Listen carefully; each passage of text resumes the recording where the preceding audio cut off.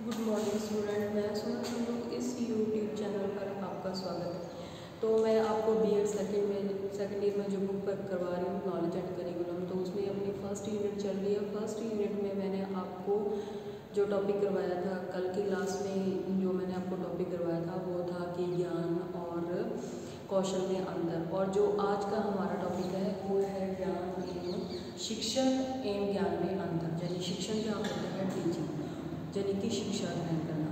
तो शिक्षण एवं ज्ञान यानी कि टीचिंग और नॉलेज में मैं आपको डिफरेंस बताऊंगी, यानी कि शिक्षण और ज्ञान में अंतर।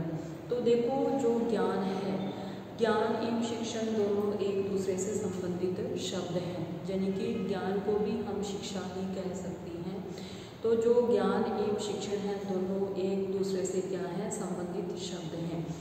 इसके अंतर को समझने से पूर्व हमें क्या करना है? इन दोनों के डिफरेंस को समझने से पहले हमें ज्ञान एवं शिक्षण की अवधारणा को समझना आवश्यक होगा।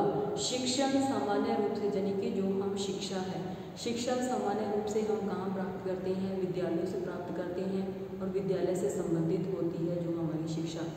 और शिक्षा के लिए क्या किया जाता है? कुछ विषय निर्धारित किए जाते हैं, और जो एक पाठ्यक्रम सिलेबस यानी कि पाठ्यक्रम यानी कि एक सिलेबस निर्धारित किया जाता है, जिसके माध्यम से कि हम शिक्षा ग्रहण करते हैं। और वो शिक्षा हम कहाँ ग्रहण करते हैं? विद्यालयों में हम शिक्षा ग्रहण करते हैं। और साथ ही जहाँ जो हमारा शिक्षण है, यानी कि जो हमारी टीचिंग है, इसका जो अर्थ है वो क्या है? संकुचित है। लेकिन जो ज्ञान है, ज्ञान का अर्थ क्या है? व्यापक। क्योंकि हम जो शिक्षा ग्रहण करते हैं वो विद्यालय में रहकर कुछ नियमों सिद्धांतों के आधार पर शिक्षा ग्रहण करते हैं, परंतु जो ज्ञान है, ज्ञान हमें क्या होता है? वो हम कहीं से भी प्राप्त कर सकते हैं, यानी कि उसका अर्थ व्यापक है। उसको हम विद्यालय से बाहर कहीं से भी हम ज्ञान को ग्रहण कर सकते हैं, अपनी रुचि को क्या कर सकते हैं? अपने ज्ञान को बढ़ा सकते हैं, अपनी नॉलेज को बढ़ा सकते हैं। इसके साथ ही जो हमारा ज्ञान है, ज्ञान की अवधारणा क्या है? व्यापक है। और उसकी शिक्षण की जो अवधारणा है वो संकुचित है। संकुचित इस कारण से है क्योंकि उसमें जो भी पाठ्यक्रम या सिलेबस क्या किया जाता है, कुछ समय के लिए निर्धारित और निश्चित कर दिया जाता है, और उसी के आधार पर हम क्या करते हैं? शिक्षा ग्रहण करते हैं। लेकिन नॉलेज में ऐसा कुछ नहीं होता, ज्ञान में ऐसा कुछ नहीं होता। ज्ञान को हम किसी भी स्थान पर, कहीं भी और किसी भी रूप में क्या कर सकते हैं? अपनी नॉलेज को बढ़ा सकते हैं। अब क्या है कि इन दोनों को, शिक्षण एवं ज्ञान दोनों में वास्तविक रूप से देखा जाए तो एक विशेष अंतर पाया जाता है। अगर हम इसको वास्तविक रूप में देखते हैं, किसको? ज्ञान और शिक्षा, तो इन दोनों में क्या है? व्यापक अंतर पाया जाता है। फिर भी इसका जो संश्लेषण है, विश्लेषण के आधार पर हम इनको निम्नलिखित रूप में बांट सकते हैं। तो जैसे मैं बता रही हूँ कि अगर आपको इससे करना है तो इसमें आपको टेबल बनानी है। टेबल को देखो कि पहले आप क्या करोगे? एक साइड शिक्षण, ऊपर हेडिंग शिक्षण, तो दूसरी साइड आपका क्या हो जाएगा? ज्ञान। तो अब मैं इसको क्या है कि आपको क्रम वाइज बताऊंगी, यानी कि इसके जो क्रम है टोटल 10 क्रम है। तो इन दोनों में टोटल 10 अंतर पाए जाते हैं, और वो 10 अंतर मैं आपको स्टेप वाइज बताऊंगी। तो 1 नंबर जो आपका शिक्षण है, उसमें देखो 1 नंबर में जो शिक्षण है, शिक्षण क्या है? शिक्षण एक औपचारिक प्रक्रिया है। शिक्षण है, शिक्षण एक औपचारिक प्रक्रिया है, एक क्रम संख्या आपकी, और जिसको कि हम विद्यालय में कुछ निश्चित नियमों और सिद्धांतों के आधार पर उसको क्या करते हैं? संपन्न किया जाता है। किसको? शिक्षा को। कि शिक्षा को कुछ सिद्धांतों और नियमों के आधार पर शिक्षा को संपन्न किया जाता है। और इसके सामने जो हमारा ज्ञान है, ज्ञान क्या है? अनौपचारिक प्रक्रिया है। शिक्षण तो औपचारिक है, और ज्ञान है वो क्या है? अनौपचारिक प्रक्रिया है, जिसे किसी भी स्थान पर और किसी भी रूप में हम क्या कर सकते हैं? प्राप्त कर सकते हैं। जैसे उदाहरण के तौर पे बता दूं कि एक कार ड्राइवर बच्चे को बताता है कि सड़क पर चलते समय, उदाहरण के तौर पे बता दूं कि सड़क के पर चलते समय आपको सड़क की साइड, एक साइड क्या तो फुटपाथ बना होता है, तो वहाँ उस पर चलना चाहिए। अगर हम उस पर नहीं चलते, बीच सड़क में चलते हैं, तो वो क्या हो जाता है? दुर्घटना हो सकती है।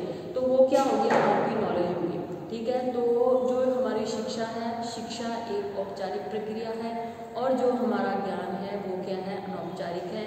शिक्षा को हम क्या करते हैं? विद्यालय में कुछ नियमों और सिद्धांतों के आधार पर ग्रहण करते हैं, लेकिन जो हमारा ज्ञान की प्रक्रिया को हम बाहरी रूप में किसी से भी और किसी भी समय का कर सकते हैं, प्राप्त कर सकते हैं। तो ये इन दोनों का पहला अंतर हो गया। अब इन दोनों में दूसरा अंतर कि शिक्षण जो होता है, शिक्षण के लिए शिक्षक के द्वारा प्रदान किया जाता है। जो हमारा शिक्षण है, यानी कि जो हमें शिक्षा दी जाती है, वो किसके द्वारा दी जाती है? शिक्षक द्वारा, यानी कि टीचर द्वारा हमें शिक्षण दिया जाता है। और इसके लिए जो भी प्रबंध होता है, इसमें विद्यालयों के प्रबंधन या सरकार द्वारा इसे क्या किया जाता है? नियुक्त किया जाता है। या तो इसके प्रबंधन समिति, यानी कि कोई भी जैसे निजी स्कूल वगैरह होते हैं तो वहाँ पे क्या होते हैं? प्रबंधन होता है। और जो सरकारी विद्यालय स्थापित किए जाते हैं तो वो हम वहाँ शिक्षा ग्रहण करते हैं। कि शिक्षण जो शिक्षा है वो किसके द्वारा प्रदत्त की जाती है? वो शिक्षक द्वारा प्रदत्त की जाती है, प्रदान की जाती है। और जो हमारा इसके लिए क्या करते हैं? शिक्षक इसको जो हमारे विद्यालय हैं उनको निजी प्रबंधन या प्रबंधन की सहायता या सरकार द्वारा उनको क्या किया जाता है? प्रदत्त किया जाता है। और ज्ञान, यानी कि उसके सामने जो हमारा ज्ञान है, जो हमारी नॉलेज है, ज्ञान के लिए सरकार द्वारा किसी भी प्रकार के शिक्षकों की कोई नियुक्ति नहीं होती। ज्ञान के लिए क्या है कि किसी प्रकार के कोई शिक्षकों की कोई भी नियुक्ति नहीं होती। ज्ञान किसी भी व्यक्ति से क्या किया जाता है? प्रदान किया जाता है। लेकिन जो शिक्षा है, शिक्षा किसके द्वारा ग्रहण की जाती है? शिक्षकों द्वारा ग्रहण की जाती है। लेकिन जो हमारा ज्ञान है, ज्ञान के लिए किसी प्रकार के शिक्षक की आवश्यकता नहीं होती। वो हम किसी भी व्यक्ति से हम क्या कर सकते हैं? ज्ञान ग्रहण कर सकते हैं। तो ये इन दोनों में क्या हो गया? दूसरा अंतर हो गया। अब इसमें तीसरा अंतर है, शिक्षण के लिए विविध प्रकार की संस्थाओं की क्या किया जाती है? स्थापना की जाती है। शिक्षण के लिए क्या किया जाता है? शिक्षण के लिए अनेक प्रकार की संस्थाओं की स्थापना की जाती है, जहाँ पर किस तरह अनुकूल शिक्षण व्यवस्था संपन्न की जाती है, यानी कि बच्चे की आयु के स्तर के आधार पर जो है शिक्षण प्रक्रिया को संपन्न किया जाता है। जैसे कि छोटी कक्षाओं में प्राथमिक शिक्षा, फिर माध्यमिक शिक्षा, फिर उच्च माध्यमिक शिक्षा। तो इसमें 3 स्टेज होते हैं, 3 स्तर होते हैं। उसी के आधार पर जो हमारा शिक्षण कार्य है उसको पूरा किया जाता है। लेकिन इसके सामने जो हमारा ज्ञान है, ज्ञान के लिए किसी भी प्रकार की संस्थाओं का गठन नहीं किया जाता। सरकार द्वारा इसका कोई भी गठन नहीं किया जाता। नॉलेज को बढ़ाने के लिए, ज्ञान की प्राप्ति के लिए कोई निश्चित स्थान जो है निर्धारित नहीं किया जाता। नॉलेज है, नॉलेज के लिए किसी भी प्रकार का जो है संगठन सरकार द्वारा स्थापित नहीं किया जाता। और ज्ञान की प्राप्ति के लिए कोई भी स्थान क्या होता है? निश्चित नहीं होता। अतः ज्ञान को रुचि और आवश्यकता के अनुरूप हम क्या करते हैं? उसको स्वतः ही ग्रहण करते हैं। यानी अपनी रुचि, अपने इंटरेस्ट के आधार पर हम उसे कहीं से भी प्राप्त कर सकते हैं। इसके प्रकार के लिए किसी विशेष प्रकार की संस्थाओं का निर्माण नहीं किया जाता। तो ये इन दोनों में तीसरा डिफरेंस हो गया। अब इनमें चौथा डिफरेंस है, अच्छे शिक्षण के माध्यम से ज्ञान की प्राप्ति क्या होती है? संभव होती है। किसके माध्यम से? अच्छे शिक्षण के माध्यम से जो ज्ञान की प्राप्ति होती है वो क्या होती है? संभव होती है। भारतीय जो हमारी शिक्षा है वो किस पर आधारित है? आदर्शवादी मूल्यों एवं संस्कृति का ज्ञान हमें प्राप्त होता है शिक्षा के द्वारा। यानी कि जो हमारी भारतीय शिक्षा है वो किस पर आधारित है? आदर्शवादिता पर आधारित है। और आदर्शवादी संस्कृति का हमें ज्ञान प्राप्त होता है किसके माध्यम से? शिक्षा के माध्यम से। और इसके सामने जो हमारा ज्ञान है, ज्ञान के लिए शिक्षण आवश्यक नहीं है। ज्ञान के लिए, यानी कि हमारी नॉलेज के लिए जो है शिक्षण आवश्यक नहीं है। परंतु शिक्षा के लिए, परंतु जो हमारी शिक्षा है, शिक्षा के लिए किसी ज्ञान की आवश्यकता नहीं होती। परंतु विषय वस्तु से संबंधित जो साक्षात्कार है वो आवश्यक होता है। जैसे कि आपको उदाहरण के तौर पे बात बता दूं कि गणित के शिक्षक को गणित विषय की जो सूचनाएं हैं, जो भी उसमें फॉर्मूले हैं या टीचिंग मेथड है, उसका ज्ञान होना चाहिए। तभी वो क्या करता है? उसको अपने ज्ञान को आगे बांट सकता है। उसके बाद इसमें 5 नंबर आ जाता है, शिक्षण व्यवस्था में क्या किया जाता है? परिवर्तन किया जाता है। 5 नंबर इसमें यह है कि जो हमारी शिक्षण व्यवस्था है उस शिक्षण व्यवस्था में क्या किया जा सकता है? परिवर्तन किया जा सकता है। जैसे कि उदाहरण के तौर पे बता दूं कि जो हमारी प्राचीन काल की शिक्षा थी वो किससे संबंधित थी?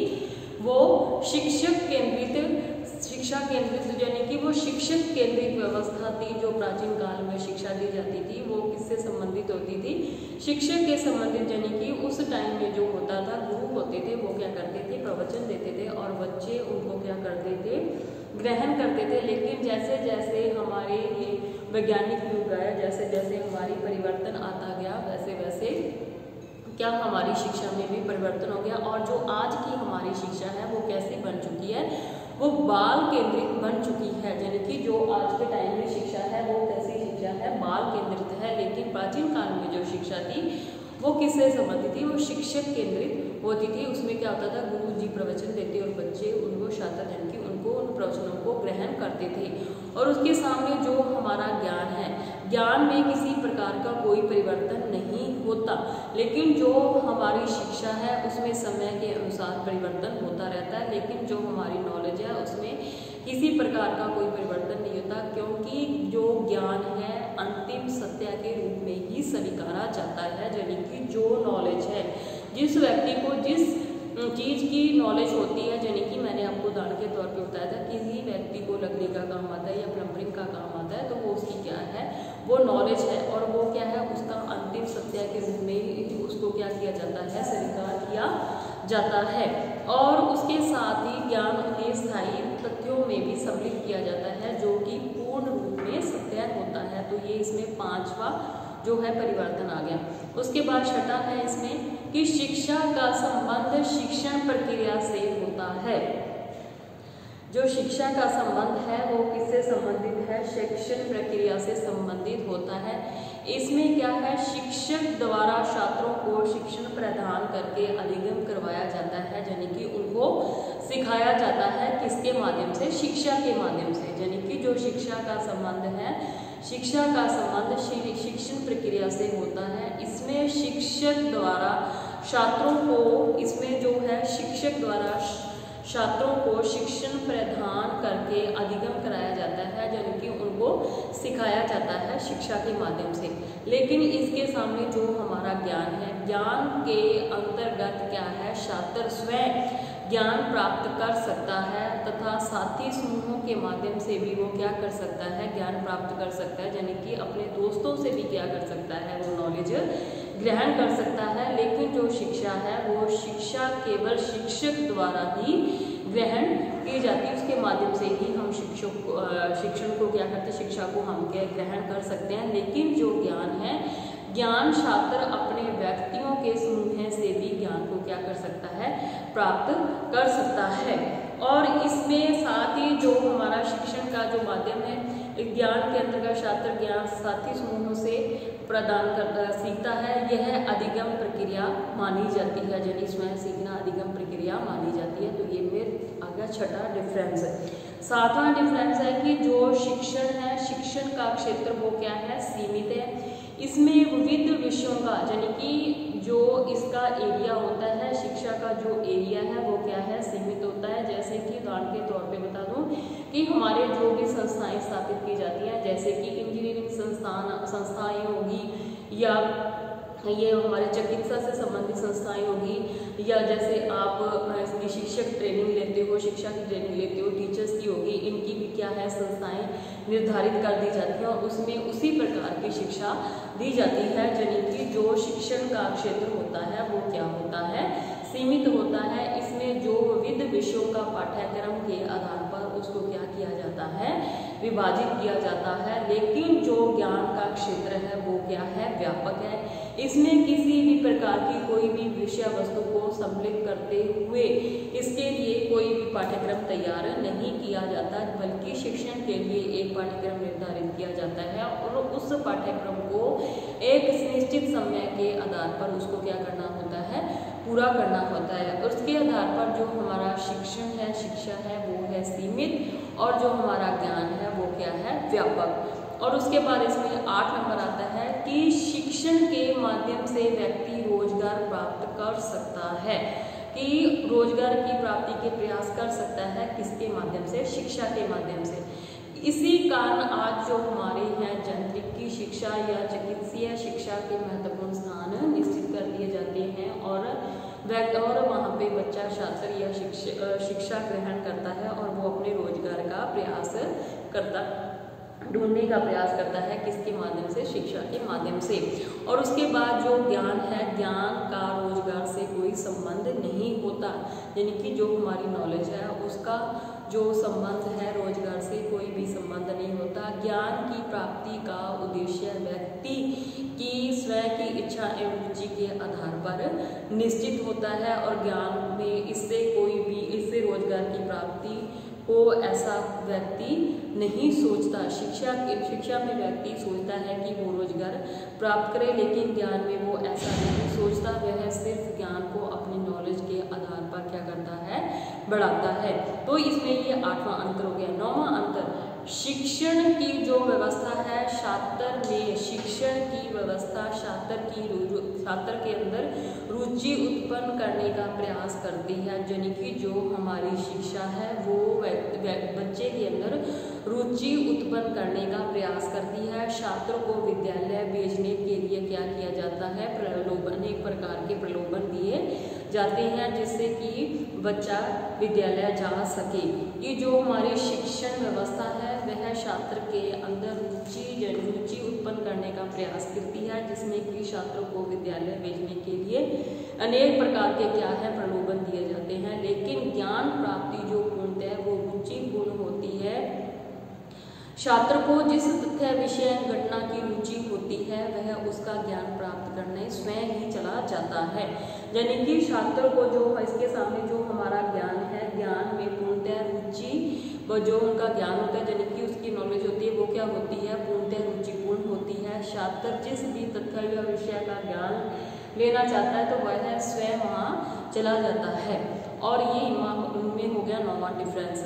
उसके बाद है 10 नंबर कि जो हमारी शिक्षण को वर्तमान में निःशुल्क एवं अनिवार्य बनाने के लिए सरकार द्वारा धन व्यय किया जाता है, यानी कि जो हमारी वर्तमान की शिक्षा है उसको अनिवार्य और निःशुल्क बनाने के लिए जो है कि सरकार द्वारा धन व्यय किया जाता है, यानी कि खर्च किया जाता है कि बच्चों को निःशुल्क शिक्षा दी जाए, यानी कि उनको जो 1 से 8वीं तक की जो शिक्षा है वो मुफ्त में दी जाए और साथ में उनको भोजन पानी आदि भी दिया जाए, जिससे कि बच्चा शिक्षा ग्रहण करने के लिए विद्यालयों में आ सके। तथा अनेक प्रकार की योजनाओं को क्या किया जाता है, संचालित किया जाता है। लेकिन जो हमारा ज्ञान है, ज्ञान की प्राप्ति के लिए सरकार द्वारा किसी भी नीति एवं योजना का निर्माण नहीं किया जाता, यानी कि हमारा जो ज्ञान है, ज्ञान की प्राप्ति के लिए सरकार द्वारा किसी भी नीति या योजना का निर्माण नहीं किया जाता, न ही किसी प्रकार का कोई धन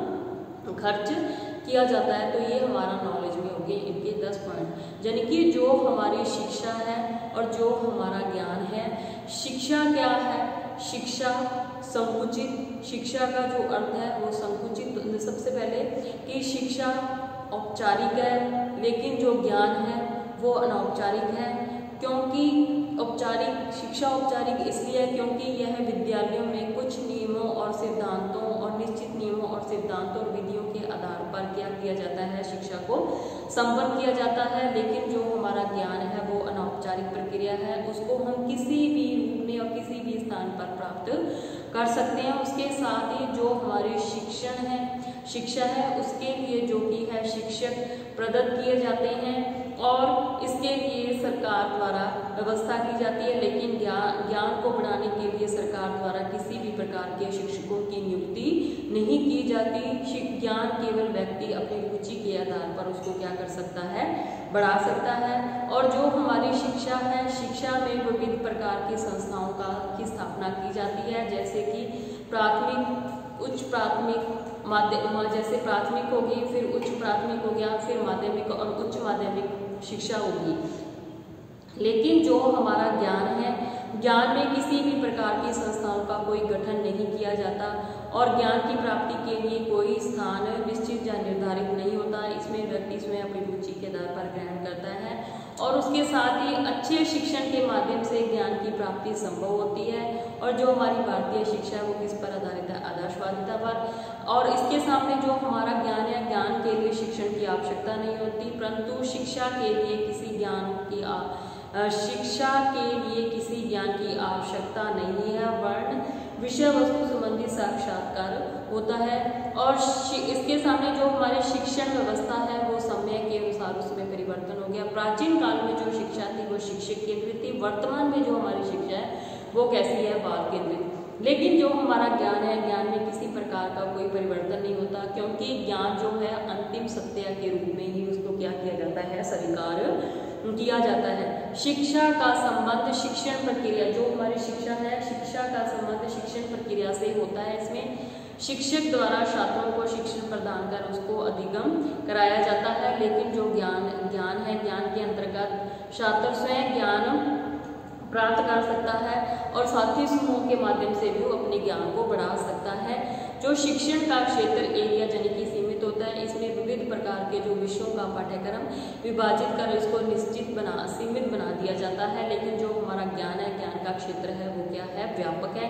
इसमें किसी भी प्रकार की कोई भी विषय वस्तु को सम्मिलित नहीं किया जाता, किसी भी तरीके का कोई भी पाठ्यक्रम तैयार नहीं किया जाता है। शिक्षण के माध्यम से व्यक्ति रोजगार ढूंढने का प्रयास करता है, लेकिन ज्ञान में ऐसा नहीं होता। इसमें कोई भी व्यक्ति, जो हमारा ज्ञान है, ज्ञान के आधार पर हम